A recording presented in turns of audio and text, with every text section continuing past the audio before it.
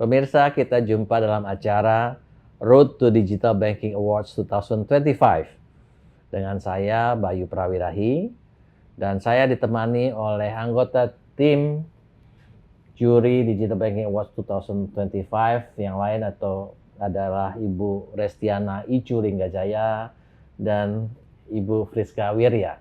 Dan hari ini kita kedatangan tamu yang istimewa, yaitu Bapak Indra Utoyo. Beliau adalah CEO dari Alobank sejak berdirinya sampai sekarang. Dan apa yang kita akan diskusikan adalah tentang digital banking yang saya kira menjadi topik yang menarik saat ini. Karena kita lihat banyak sekali sekarang bank berubah menjadi digital bank. Dan digital bank menjadi pilihan bagi sebagian masyarakat Indonesia yang terutama yang muda-muda dan juga yang sudah berumur, ya banyak yang menggunakan digital bank, ya. Nah, kita akan belajar dari pelaku yang sangat expert, yaitu Pak Indra Utoyo. Selamat datang Pak Indra. Terima kasih. Terima kasih. Jadi kita tiga nih akan mengeroyok Pak Indra untuk bertanya. Ngeri juga nih. Pak Indra, kita tahu bahwa bank digital itu mungkin dimulainya digital banking dari 2016 mungkin ya, dengan mungkin yang saya ingat Genius gitu ya, tahun 2016, kemudian 2017. Tapi baru marak itu tahun 2020 sampai sekarang Pak ya. Bagaimana perkembangan digital banking Pak? Maksudnya apakah still growing seperti ini atau udah mulai kelihatan mature Pak di Indonesia ini Pak? Ya, kalau dari perkembangan yang pastinya adalah memang semua harus transform ke digital ya. Jadi kalau bagi pemain lama tentu supaya relevan ya mereka bertransformasi ke digital, di samping tentu melakukan alignment dengan seluruh termasuk physical presence-nya ya menjadi digital atau hybrid bank. Nah, berikutnya kalau pemain-pemain baru yang masuk pasti dia akan masuk dengan model bis baru yang tentu tidak banyak legacy ya.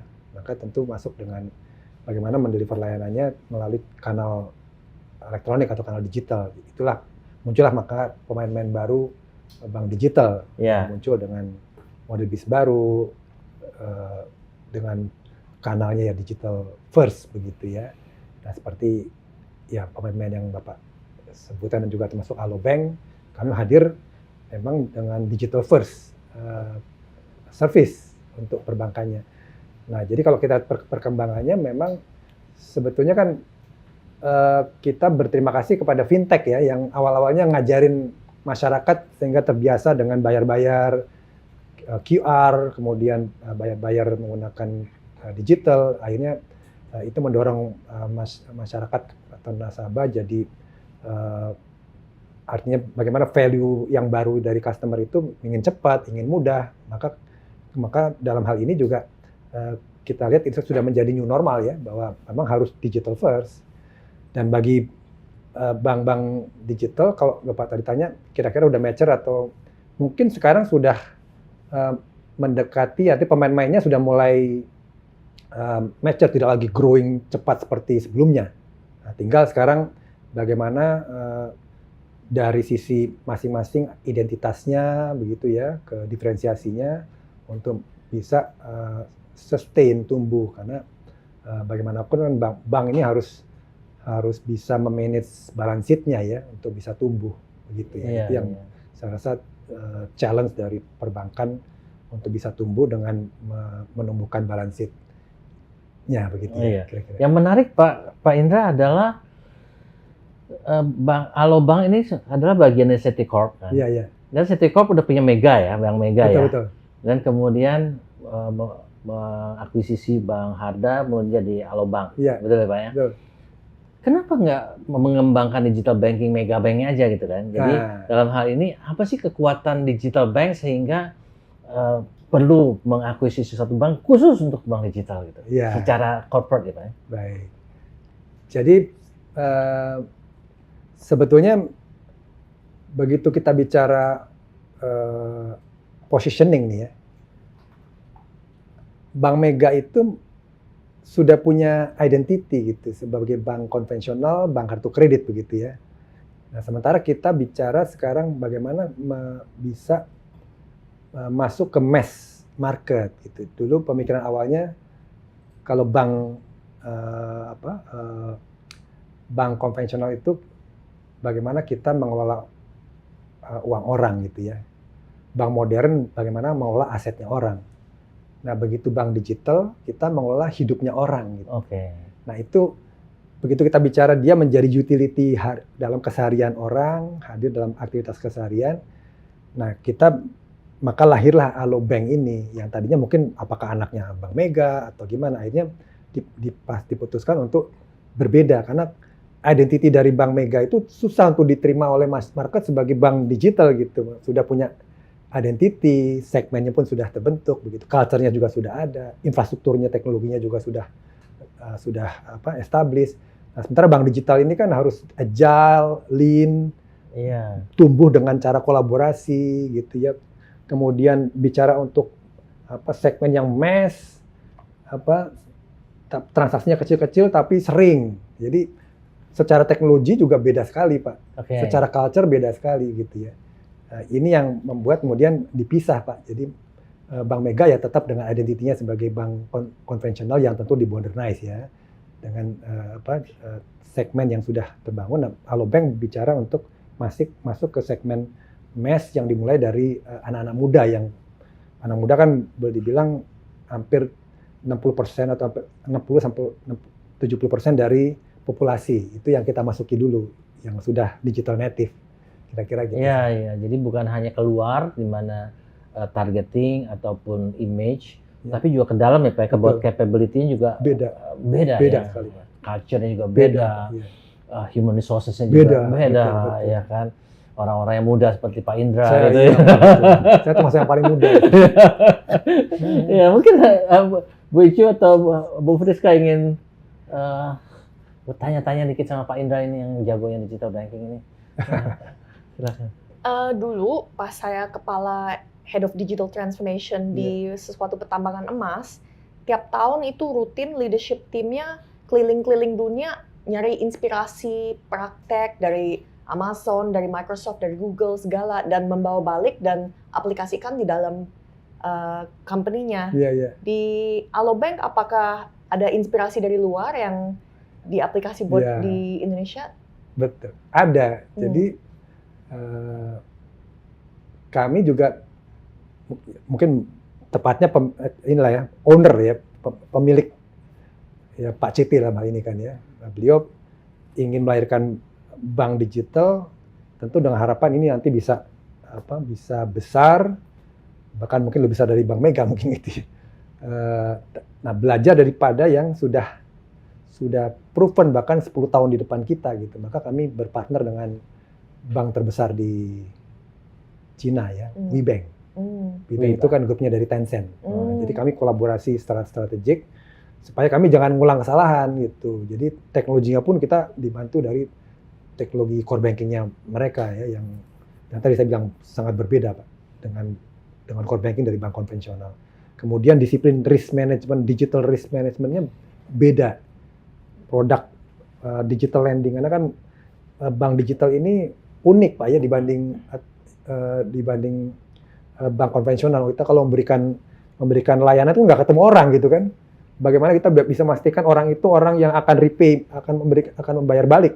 Karena begitu udah pinjaman kan udah keluar, balik kan uangnya. Nah itu kan sebuah model underwriting proses yang sama sekali berbeda dibanding bank konvensional yang ketemu orang, minta credentialnya dan sebagainya. Ini kan harus dengan berbagai data point yang dikumpulkan, alternatif credit scoring-nya yang dibangun untuk memastikan kualitas dari nasabah yang akan kita berikan pinjaman, tapi dengan manage tingkat risiko macetnya harus terjaga. Nah itu yang berbeda. Nah itu kita makanya belajar dari WeBank, dia udah 10 tahun di depan kita. Jadi kita supaya jangan salah-salah lagi ya, paling nggak mempelajari apa yang sudah menjadi akumulasi noise-nya mereka gitu.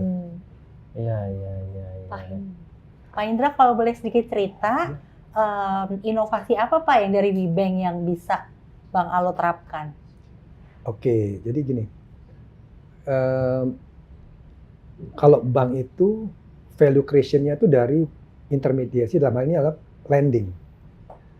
Nah makanya bank itu harus bisa membangun sebuah kapabilitas underwriting proses yang makin tajam, yang harus makin halus, makin granular, makin halus gitu, sehingga bisa memberikan diferensiasi, kemudian analisis terhadap risiko dari masing-masing channel, level dari risiko itu harus dibangun dengan sangat dalam, sangat detail, makin detail gitu. Nah itu yang kemampuan utama dari sebuah bank digital yang harus dibangun. Karena nyawanya di situ, karena memang keuntungan profit itu dari pinjaman kan. Memangnya pinjaman itu betul-betul bisa kualitasnya baik dengan NPL yang rendah. Nah ilmu itu yang kita coba pelajari dari partner kita gitu ya. Itu yang menurut saya sangat penting sebagai essential capabilities dari digital bank. Ya, karena kita akan tumbuh dengan menemukan asetnya dari lending itu, dan dipastikan lendingnya juga berkualitas sehingga bisa meng-create value. Kalau enggak ya sekedar ngasih udah gitu NPL-nya tinggi. Itu yang risiko yang lazimnya biasanya kan gitu. Itu sih. Iya. Jadi memang salah satu yang terbesarnya itu credit scoring ya, Credit scoring-nya, betul. Ya. Nah, memang di Indonesia ini banyak yang nggak punya history ya Pak ya, sehingga bagaimana bisa men-score seorang yang belum pernah punya history pinjam ya. Iya. Tapi kalau di China apa memang situasinya sama Pak seperti itu? Mungkin di sana tidak, mungkin di sini lebih challenging sih. Lebih challenging ya? Ya karena di sana kan even pemerintahnya ikut dalam hal ada social scoring dan sebagainya, malah banyak scoring dan hal-hal yang diimplementasikan di Cina ya, untuk bisa semuanya diwajibkan dalam hal data secara online. Itu sudah bagian dari regulasi yang diterapkan, sehingga mungkin mudah untuk capturing berbagai data. Beli nomor aja harus registrasinya lengkap semua ya. Semua. Jadi untuk bisa dapat capturing data itu mungkin lebih terstruktur, lebih sistemnya sudah lebih siap ya. Kalau kita kan memang harus banyak sistem yang masih harus dibangun ya. Betul. Jadi kita memanfaatkan dari berbagai data point. Sekarang ada berapa ya Pak yang mengklaim sebagai bank digital itu? Kira-kira ada berapa? 20? Oh, mungkin 10 kali ya. Mungkin sekitar segitulah ya. Oke. Ya. Yang lain mungkin peer to peer. Ya, saya nangkapnya sekitar 10-an sih. Oke. Nah, bagaimana kita mencari keunggulan di antara bank-bank digital yang kalau dilihat dari luar kan kayaknya approach-nya sama nih, gitu kan? Iya, betul. Nah, itu memang kita harus, ya kayak Alobank ini kan harus terus bekerja keras untuk membangun identity ya, supaya orang ini Alobank, itu apa gitu. Memang kami ingin menjadi everyday bank dan ekosistem bank. Everyday bank itu artinya bank yang ya dipakai dalam keseharian, dalam berbagai aktivitas, dari bangun tidur sampai tidur lagi gitu ya. Nah, dari situ kan bagaimana kita memberikan simplicity, memberikan kemudahan dalam aktivitas kehidupan keseharian itu. Nah, kita terus dalami sebetulnya berapa atau apa fitur-fitur yang dipakai dalam keseharian gitu ya. Nah, itu yang kita fokuskan. Tidak banyak produknya gitu, tapi sesuatu yang sering dipakai gitu kan. Mungkin beda dengan bank konvensional ya. Kalau bank konvensional kan terlanjur banyak produknya sehingga tinggal dipindah aja ke mobile bankingnya. Kalau kita mungkin fiturnya tidak banyak, tapi fitur-fitur yang sering dipakai. Kemudian jadi tadi simple, memberikan kemudahan, dan ada dua ciri yang terus kita bangun gitu. Karena kan tadi yang saya sempat sampaikan ke Pak Bayu, digital itu tidak bisa menggantikan trust. Digital tidak bisa menggantikan brand. Digital tidak bisa menggantikan services. Tapi tanpa digital kita tidak bisa mendapatkan ketiga-tiganya. Artinya kita harus transform secara digital. Tapi harus bangun trust-nya kan Pak, brand-nya. Nah kan nggak gara-gara digital orang mau nabung. Nah itu yang makanya kita harus membangun trust bersama bersama ekosistem. Nah makanya kalau kita lihat bank-bank digital itu dia harus terus membangun kolaborasi dengan ekosistem kehidupan supaya dia bagian dari financial moment yang dipakai dalam ekosistem kehidupan itu. Nah, kita misalnya kayak Alobank dimulai dari ekosistem CT Corp gitu kan. Waktu dia ya belanja-belanja misalnya di Metro, di F&B, di mall-nya, ya, di Transmart. Itu bagian pertama dari kita bagaimana kehidupan di dalam ekosistem kita itu jadi tempat untuk kita tumbuh pertama. Tapi kan kehidupan nggak hanya di CT Corp gitu kan. Maka terus kami juga kolaborasi dengan ekosistem kehidupan yang lain. Ekosistem kehidupan yang lain ya dimulai dari pemegang saham kami, misalnya Indomaret. Nah, sekarang kan Alobank bisa penetrasi ke kota-kota tier 2, tier 3 melalui Indomaret gitu kan. Kan nggak semua masyarakat ini sudah digital mindset, tapi masih ada yang masih cash basis. Nah, kalau menaruh uang cashnya ya bisa di Indomaret, ngambilnya bisa di Indomaret, tapi kemudian dalam hal aplikasinya pakai Alobank kan gitu ya. Jadi kita menggunakan pendekatan physical plus digitalnya supaya bisa penetrasi jauh. Jadi itu antara lain yang membedakan atau membuat kita untuk bisa tumbuh dengan selalu terus berkolaborasi dengan ekosistem sehingga kita bisa tumbuh. Tapi kalau hanya benar-benar digital saja ada mentok Pak, berhenti Pak. Jadi justru kita bisa terus tumbuh dengan kolaborasi ke ekosistem besar dari kehidupan sehari-hari gitu. Jadi kalau ditanya Pak, ada yang nanya nih, kenapa mesti gunakan Alobank? Bank digital lain banyak. Nah, kalau Pak Indra ditanya seperti itu, jawabnya apa? Iya. Jadi memang kalau di Alobank tentu harus ada produk-produk unggulannya Pak ya. Tadi lending, itu digital lending menjadi satu pilihan karena kita tadi yang saya lupa menyampaikan ada 2 ciri yang terus kita bawa dalam produk kita supaya ada trust tadi. Satu adalah kita terus memberikan empowerment. Jadi apapun yang feature yang lahir yang jumlahnya mungkin tidak banyak itu harus makin memberikan self control, kendali kepada customer. Jadi biarlah customer mengendalikan uangnya sendiri. Yang kedua, harus radically transparent. Jadi harus sangat transparan. Karena banyak orang tidak langsung trust dengan bank digital, itu masalahnya. Jadi dengan transparansi itulah, maka customer merasa, oh uangnya dikelola dengan baik, jelas, kemana, untuk apa, berapa fee-nya. Nah, itu hal-hal yang coba terus kita bawa dalam setiap feature kita. Jadi tadinya empowerment sama transparency. Nah, salah satu contohnya adalah di misalnya produk simpanan. Kita punya namanya Alogro. Alogro itu juga paradoks produknya. Jadi tabungan rasa deposito. Tapi dia dia kalau begitu ditabung makin lama bunganya makin seperti deposito.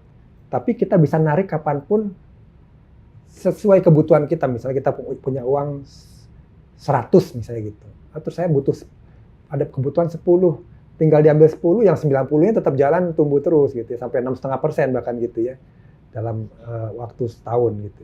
Nah itu kan membuat seolah dia mulai investasi, tapi sebetulnya juga menjadi nggak ada penalti kalau ditarik pun bebas kapanpun. Itu jadi freedom-nya diberikan, jadi freedom empowerment tadi. Jadi dia customer bisa mengelola uangnya sendiri, ditumbuhkan sendiri begitu. Itu sama nanti di lending juga gitu. Di lending pun customer bisa milih sendiri mau tenornya berapa, mau dirubah, mau nyicilnya berapa. Itu juga fleksibilitas seperti itu diberikan. Jadi kontrolnya diberikan kepada customer, transparan dan harus sangat transparan. 2 itu yang kita terus perdalam ya, karena kan ya lending dan funding itu yang menjadi kunci dari layanan perbankan ya. Saya udah coba Allegro-nya Pak, tapi yang landingnya belum. Nanti iya. saya coba. Tapi kalau Bapak segmennya nggak perlu yang landing.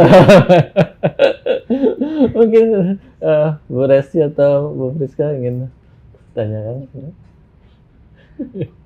Mungkin perbedaan dari digital bank dengan conventional bank yang ada digital itu dari segi digital risk management dan digital governance-nya seperti apa, Pak?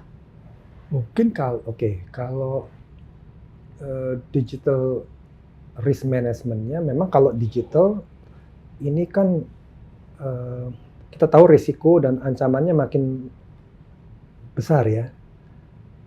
Maka begitu masuk ke digital memang harus paranoid sih, harus sangat paranoid karena ini kan menyangkut trust tadi ya. Jadi risk management-nya maka kita lihat juga regulator makin ketat Bu untuk meminta kita meningkatkan resilience ya, security, termasuk ada maturity yang harus diukur ya untuk digital maturity ini. Kemudian juga keamanan cyber itu juga harus terus di tata kelolanya terus diperketat begitu. Kemudian sistem pengujian yang harus makin sering dilakukan. Nah ini saya lihat dari compliance semua makin stringent gitu Bu ya, dan tools-toolsnya, teknologinya juga harus makin diperkuat dalam rangka defense maupun dalam rangka nanti respon kalau ada terjadi masalah. Nah ini yang digital itu harus selesai di situ. Nah mungkin kalau dengan bank konvensional orang bisa milih saya mau ke cabang atau ke digital, tapi begitu udah digital sebetulnya sama sih Bu, harus sangat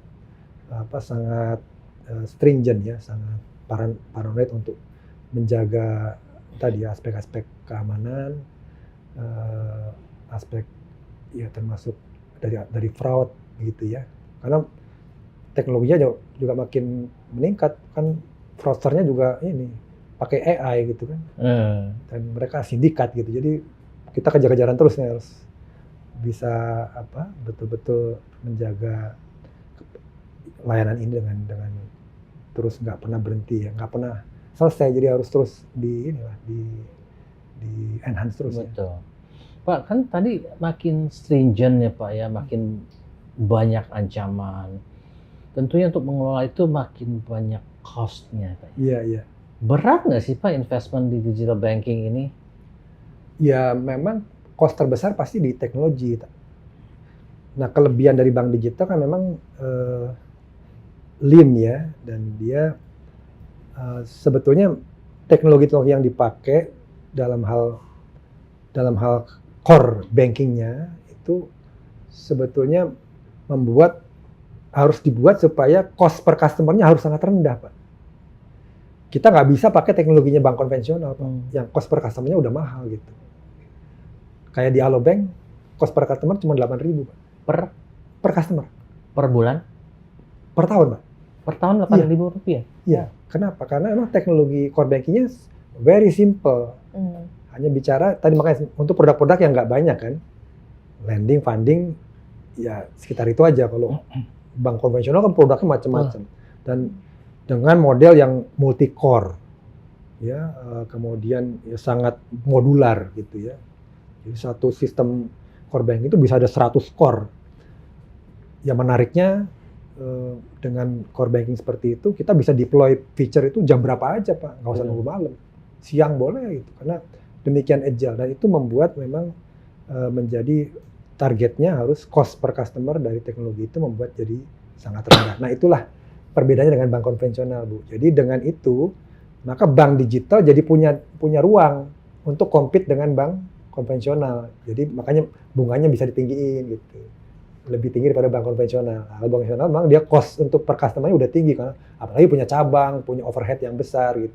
Sehingga pasti ada selalu ada biaya admin dan sebagainya ya, untuk tiap customer itu selalu ada charge-nya tiap bulan gitu. Kalau bank digital ya tentu kita harus muncul dengan bisnis model yang berbeda, cost-nya ya tadi cari yang gratis Pak ya, nggak ada biaya admin, nggak ada minimum balance, kemudian transfer kemana aja gratis gitu ya. Karena kelebihan kita dari cost per customer-nya rendah itu. Jadi bisnis modelnya beda Beda sekali sekali. ya. Gitu. Nah, jadi nggak ada, kalau di bank konvensional kan biasanya ada target untuk meningkatkan produk holding. Iya. Ya, di bank digital nggak ada seperti itu ya, Pak? Tetap ada sih. Oh, tetap ada Ya, ya. tentunya supaya makin banyak produk yang dia konsum gitu Oke. kan. Ya lendingnya, ya fundingnya, ya allogronya, ya depositonya. Ya tentu kita ingin menambahkan supaya dia makin engage lah. Supaya produknya makin dipakai. Karena bank digital tuh gampang onboardingnya, ya gampang juga nggak dipakainya gitu kan. Maka supaya bisa terus dipakai, ya tentu produk holdingnya kalau bisa terus ditambah sehingga terus dipakai setiap hari. Gitu. Iya. Pak, kan Alobank itu TBK Pak ya. Iya. Jadi kalau saya tanya data mestinya bukan rahasia lah ya. Saya belum sempat lihat laporan keuangan Alobank sih. Secara OPEX Pak, expense apa yang terbesar Pak? Oke, secara OPEX Pak ya. Kalau secara OPEX, tentu kami di biaya-biaya teknologi yang karena kita komponen terbesar teknologi. Terus marketing sama biaya data cost Pak. Karena untuk kita bisa, misalnya untuk lending, kita kan perlu banyak data yang kita ambil. Misalnya dari Pevindo, untuk ngecek data kredit historinya dia. Okay. Kemudian dari Dukcapil Pak, karena kita harus KYC itu, nah itu data cost itu yang lumayan, artinya cost digital yang harus kita bayar. Nah juga sebetulnya credit cost Pak ya, untuk bisa mengcover ini NPL ya. Iya. Antara OPEX teknologi sama human resource besar mana Pak? Itu kalau saat ini Pak ya, sekarang sih kita karyawannya kan nggak banyak Pak ya, tapi masih kalau secara OPEX Pak ya, memang human resource masih sekitar 30%-an ya Pak. Tapi orangnya nggak banyak sih. Kita benar-benar besarnya karena kolaborasi, jadi SDM itu betul-betul difokuskan untuk yang produk dan IT Pak ya, sama ya mungkin kalau marketingnya kan sudah pakai partner dan pakai teknologi ya, digital marketing dan sebagainya, lebih ke situ sih Pak. Terus karyawan yang ideal buat bekerja di digital bank itu ciri-cirinya apa? Oke, jadi kalau di digital bank itu yang jelas dia harus bankers. Jadi meskipun digital bank, dia mindsetnya harus bankers dulu. Bankers yang di IT, bankers yang di human capital, bankers yang di finance. Karena mau digital bank, mau bukan digital bank, dia adalah bank. Itu yang kami tekankan di Alobank. Jadi mindset sebagai bankersnya yang tetap harus utama. Karena jangan sampai kita agile tapi jadi ugal-ugalan gitu ya. Maka disiplin risk management ini tetap menjadi intinya dari karyawan di Alobank. Jadi kami standarisasi semua sertifikasi, semua karyawan mau di level manapun, mau sekretaris dia harus sertifikasi risk management. Gitu, nggak cuman yang risk manajemennya aja gitu kan. Itu sih yang selebihnya teknologi yang paling banyak kita merekrut yang basisnya ada basis IT, basis teknologi related ya, apakah data science, informatika begitu ya. Itu sih yang banyak. Cara kerjanya juga digital first gak Pak? Apa masih di kantor semua? Enggak. Oh, gini, kalau cara kerjanya kami bilangnya flexible working arrangement. Jadi kita people centric ya. Di mana dia produktifnya. Jadi karena setting environment kerja di Alobank kan juga open space Pak. Itu enggak kayak kubik-kubik itu enggak ada. Jadi terbuka sehingga orang bisa sitting di mana aja begitu. Termasuk dia bisa bekerja sambil dimanapun. Jadi kita harus membuat mereka bisa produktif dari manapun. Dari kafe pun bisa atau dari jalan bisa gitu ya. Itu yang kami bangun working environment. Kita bilang fleksibel. kita tidak mendikotomikan apa WFH atau nggak WFH, tapi flexible working environment, di arrangement ya. Gitu sih. Makanya tools kolaborasinya itu harus ada untuk supaya bisa kerja dari mana saja, berkolaborasi dari mana saja begitu ya. Pak Indra kan growing from conventional banker Pak ya. Iya, iya. Sekarang di digital bank ya, menghadapi anak-anak muda yang kayak Betul, ini kan, yang workforce yang anak-anak muda Iya, ini iya. gitu kan ya. Pak Indra lihat apa sih kelebihan dan kekurangannya anak-anak muda ini Pak? Maksudnya dalam konteks bekerja ya dalam digital bank gitu. Iya.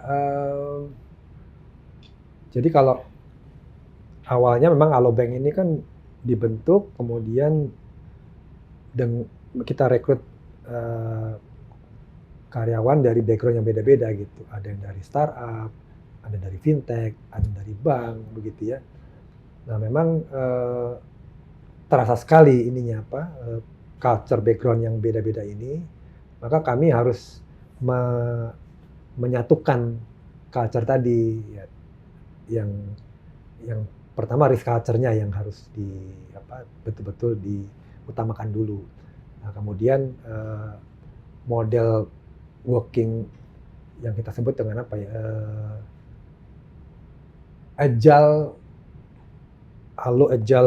architecture. Jadi ALO 3A. ALO agile architecture itu cara kerja kami di mana untuk menggiring atau membawa mereka ke dalam satu culture, kita harus punya arsitektur yang nanti setiap orang dalam perannya itu ikut di dalam flow, sebuah flow proses yang mereka tinggal dia attach sesuai dengan fungsi dan perannya gitu ya. Nah, jadi terkait nanti product innovation dan sebagainya itu semua di channel dalam sebuah workflow seperti itu. Nah, itu yang kita harapkan nanti membentuk culture gitu. Di samping tadi risk culture dibangun, kemudian juga product management ya karena digital product management ini kan begitu lahir dia harus terus bisa memanage produknya untuk terus bisa create value ya. Sama risk management. Jadi ini yang kita terus kembangkan gitu. Jadi yang di innovation-nya, di risk management gitu ya.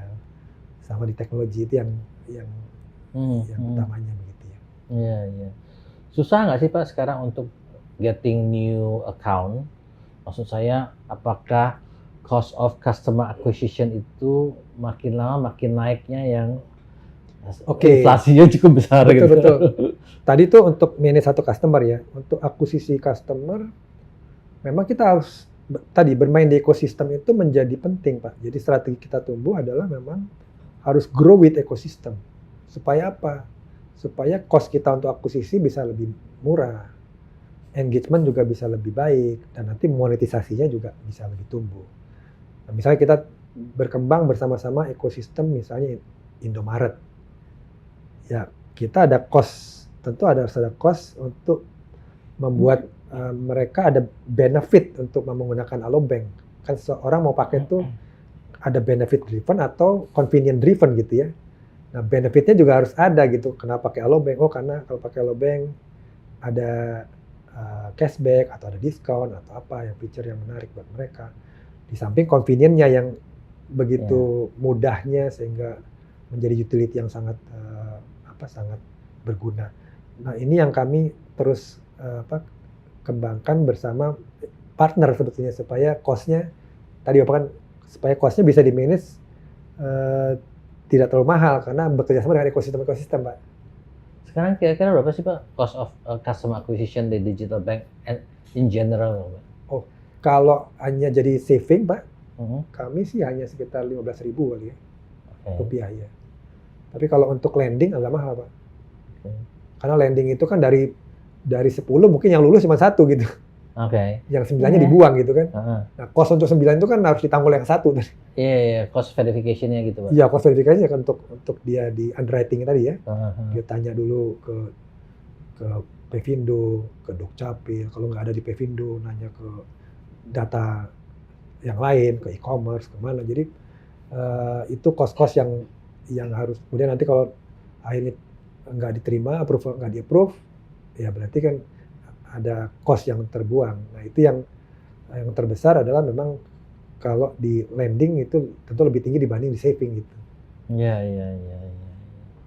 Pak, kita lihat kan kalau di digital bank kan services banyak kan for free Pak ya. Iya.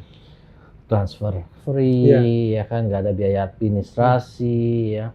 Dan tadi kita sempat bicara bahwa yang memulai digital banking itu yang saya ingat itu Genius kan Pak? Iya. Tapi Genius bukan digital bank karena bagian dari BTPN betul, kan. Nah, tapi dia Genius dia bikin terpisah ya. Dan kemudian dia startednya sama seperti itu, yang free everything. Terus belakangan, beberapa tahun belakangan itu kan dia mulai charge lagi, ada admin fee. Betul. Ya. Kira-kira digital bank itu harusnya baiknya charge admin fee atau enggak sih Pak? Maksudnya, what is the plus minus dari charging and non charging? Kalau kita lihat kan Genius itu udah dari yang tidak, kemudian dia charge. Iya. Jadi kita bisa lihat impact-nya apa nih terhadap bisnisnya juga, kan? Iya. Nah, dari kalau Bapak lihat digital banking ini, apakah harus services-nya for free gitu Pak, untuk bisa survive, gitu? Untuk bisa bersaing? Kalau menurut saya semua tentu semua bis model pasti ada justifikasinya Pak ya. Nah kalau seperti Genius tentu punya justifikasinya untuk mulai men-charge gitu. Nah kalau di bank digital ini karena masih tahap invest di customer, mungkin masih banyak free-nya Pak ya, sampai sesuatu yang sudah betul-betul value-nya sangat dinikmati dan engagement-nya sudah tinggi. Nah, demikian nanti ada misalnya contoh kalau ambil uang di ATM. Nah kalau nanti menggunakan ATM-nya orang lain, mungkin nanti mulai ada charge-nya misalnya gitu kan ya. Tapi ya, awal-awal mungkin masih ini kan mungkin lebih kepada journey dari perkembangan model bisnis ya. Tapi biasanya kalau kami tetap ingin model bisnis kami tentu harus berbeda ya supaya bisa memberikan value yang terbaik dengan biaya yang serendah mungkin. Itu yang kalau kita sama-sama juga dengan bank konvensional terus apa bedanya gitu ya. Kayak ya kami harus selalu beda dengan Bank Mega gitu. Karena kalau sama ya Bank Mega aja gitu. Gitu sih. Jadi kalau soal charge, cuman kalau akan ada admin fee belum terpikir sih kalau sekarang. Tapi mungkin yang lain, kos-kos yang lain. Misalnya kalau bank digital karena nggak punya fisik, kalau pakai fasilitas fisiknya orang gratis atau bayar, nah itu sih. Supaya ada edukasinya juga. Jangan sampai sesuatu yang mestinya memang wajarnya dia customer itu membayar, ya mungkin harus mulai di-educate nanti bayar. Tapi kita misalnya kayak ngambil uang di ATM Bank Mega, masih free Pak. Meskipun kita pakai, meskipun pakai ATM-nya Bank Mega gitu ya. Padahal ada cost buat kita ya? Iya, kita bayar costnya itu. Nah, itu contoh ya. Tapi apakah nanti jadinya berbayar?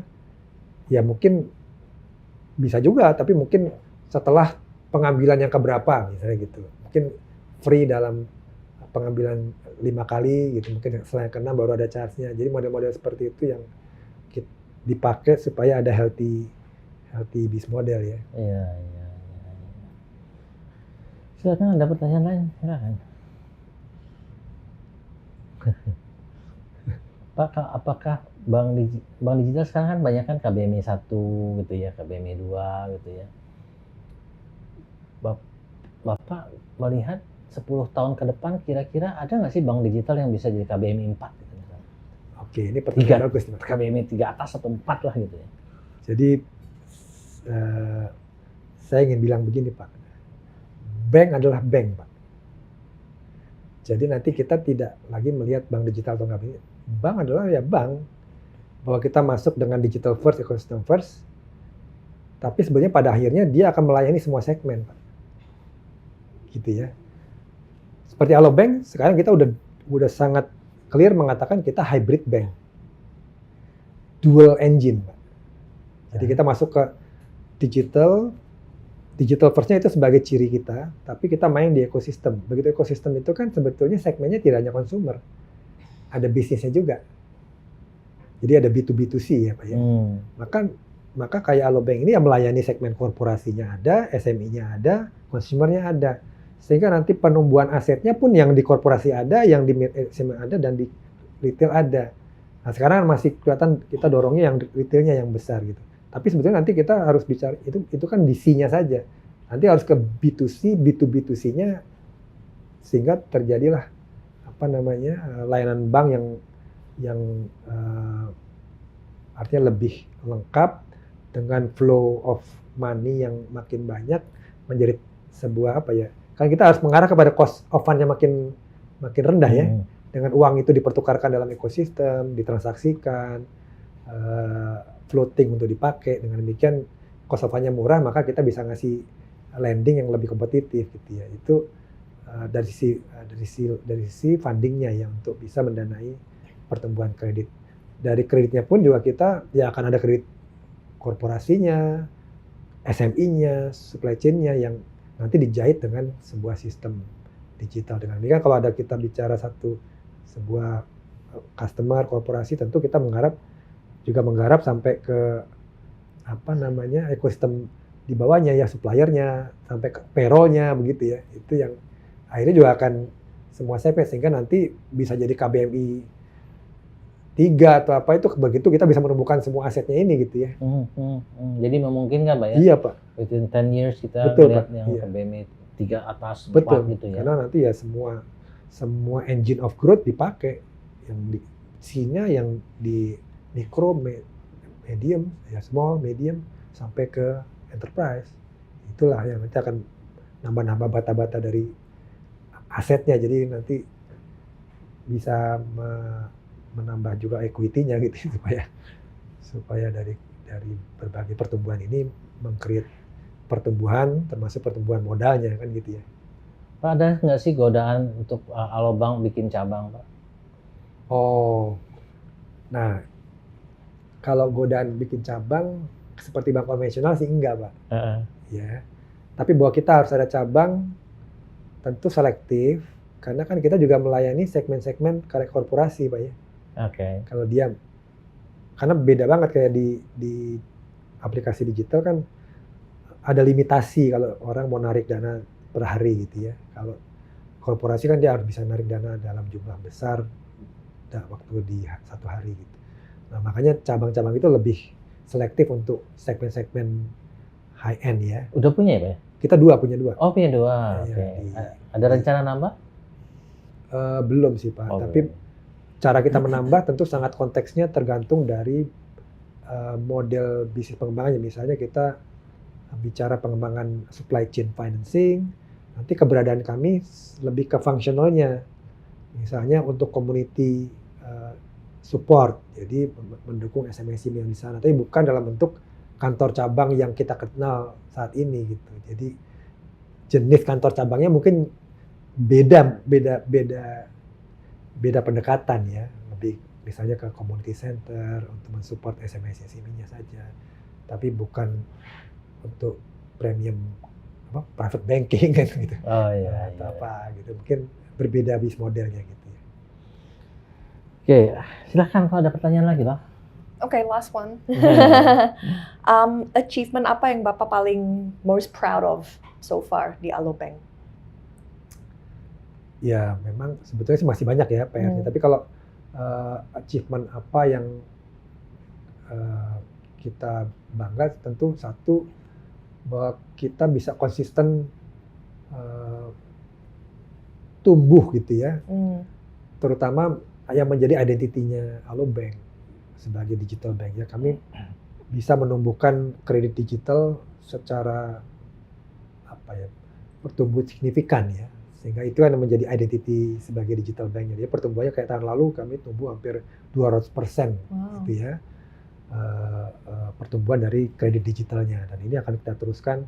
Dengan demikian kapabilitas kita sebagai bank digital yang bisa mendistribusikan pinjaman secara digital itu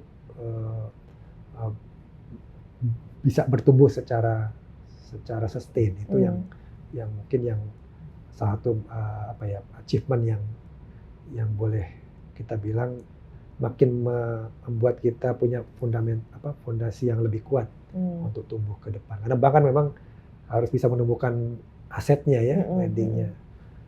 Sama customer base kita yang terus tumbuh secara signifikan, sekarang udah 12,7 juta. Gitu ya. Itu juga paling nggak ya makin banyak customer yang menggunakan Alobank begitu. Bu Resti, ingin tanya? Sebenarnya mau tanya benchmarking sih dari segi dari iya, kalau sesama digital bank bagaimana Bapak ngelihat benchmarking posisi Alobank? Ya. Jadi kalau kita lihat semua digital bank itu dia kohortnya itu tumbuh bersama ekosistem. Kalau dia nggak punya ekosistem, game over. Tadi makanya saya bilang kalau hanya digital aja, so what itu kan. Orang dengan gampang bisa meniru gitu kalau hanya digital aja. Jadi digital saja nggak cukup, bahkan aplikasi canggih pun nggak cukup gitu. Justru dia harus dijahit dengan ekosistem. Betul. Nah itu yang membuat nanti terjadi engagement. Nah kalau kita lihat dari masing-masing itu dia sudah punya ekosistem di mana dia tumbuh. Misalnya kayak Alobank tentu dimulai dari CT Corp dan strategic partner kita. Kita ada Indomaret, ada juga Traveloka, kemudian Bukalapak ya, dan beberapa ya itu yang utama, dan juga partner-partner seperti 21 itu kan bagian dari grup ya bagian dari ekosistem yang ada di mall-mall kita begitu ya.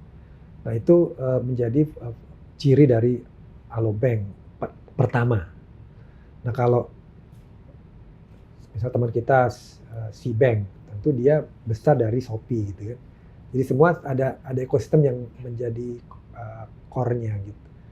Kalau mungkin Bank Jago dengan ekosistem GoTo-nya, nah itu yang saya lihat sebagai ciri-ciri, atau juga teman kita yang baru Superbank ya, dia dengan Grab dan M-Tech-nya itu memang ekosistem menjadi kunci yang membedakan itu awalnya, tapi nantinya tentu akan bertemu juga di market gitu ya. Hanya Alobank mungkin lebih independen saja sih. Jadi kami juga kolaborasi dengan bank digital lain gitu dalam beberapa fungsi yang, karena bank ini kan kadang-kadang ada limit-limit BMPK namanya. Kadang-kadang ya saling lempar juga gitu. Jadi kadang-kadang ya kita berteman dan bersaing pada saat yang sama. Iya. Kayak toko handphone di Roxy Pak ya. Betul. Mirip ya. Pak, kalau saya banyak dengar bahwa bank digital itu harus punya ekosistem, kalau nggak susah hidup gitu ya. Bargaining power-nya beda dong Pak. Jadi bargaining power-nya lebih besar di ekosistem dong daripada bank digital. In the sense bahwa nantinya waktu bagi-bagi hasilnya mereka akan minta lebih besar dong. Enggak juga, karena gini, ini kan sebuah co-creation ya, atau kolaborasi yang menumbuhkan semua. Dengan adanya benefit yang saling dipertukarkan ini, sebenarnya saling tumbuh gitu. Jadi itu yang tadi saya bilang, jadinya cost-nya mestinya lebih murah.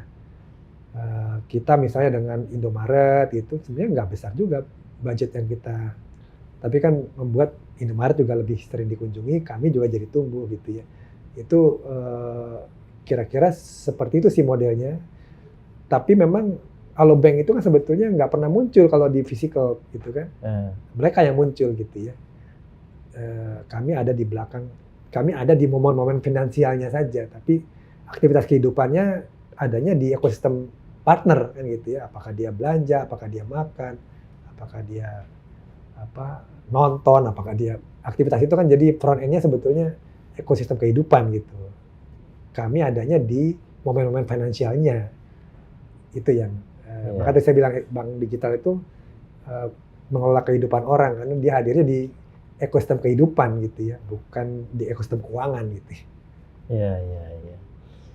Oke, ada lagi? Jadi terima kasih banyak nih Pak Indra.